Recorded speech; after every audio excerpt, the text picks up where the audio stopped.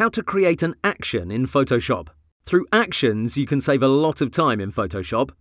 If you know you do certain repeatable steps over and over, you should introduce actions into your workflow and you'll never look back.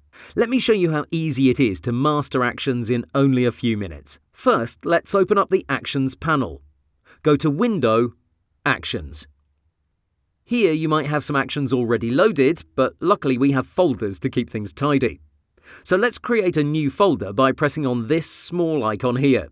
Call it whatever you like. I'll write Tutorial in this case. Now that we have this new folder made, let's create a new action.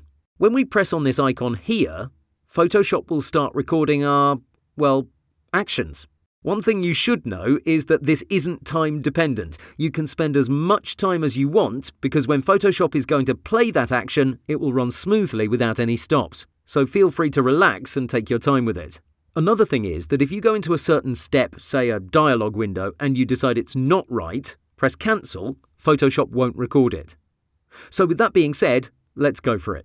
I have this image on my canvas and you have it attached to this lecture, so please work along. I want to record an action that will save me quite a lot of time. The following steps are something I use on most images to quickly improve them, so it makes sense for me to have them recorded. Okay, let's press the new action icon and get started. I'll call it Enhance. Now we can get to work. First, I'll duplicate the layer so we can get a before and after shot. Now you can see the first step just popped up in the Actions panel.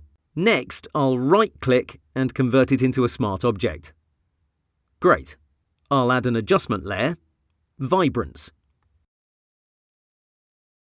I'll crank up both sliders to +40. Even though this action doesn't seem to be recorded, trust me, Photoshop takes note of the slider position. Now I'll select our smart object and I'll go to Filter, Camera Raw Filter. Please make sure you're on the right layer, otherwise your effect won't look right or work at all. Okay, from here I'll go to the FX tab and I'll add Vignette. Instead of darkening the image, I want to lighten it up around the corners. So for that, I'll change the amount to +80. Since the girl on the left is really close to the edge, I won't modify the midpoint at all. Press OK. Finally, I'll go into Image, Adjustments, Shadows Highlights. 25% for the shadows, 15% for the highlights. Press OK and we're done. Press the Stop button and Photoshop will stop recording. In total, we have 7 steps. Let me press F12 to revert back to the original image and play the action to see what we get. Click on Enhance and then on the play icon. It takes Photoshop only a second or so and we have our improved image like magic. Plus, since we made it into a smart object, we get to adjust the filters as we want. Just double-click them and further edit them because based on the image you're working with, you may need more or less. We can also toggle the visibility of our newly made layers so we can have the before and the after. I say the difference is significant. But you know what? Maybe we want to drop the vignette effect for some reason. What we can do is this. Select Camera Raw Filter from the Actions panel. Now press on the trash can icon to delete it. Confirm you want to delete that step, and we're done. Now we have one less step. It's as easy as that.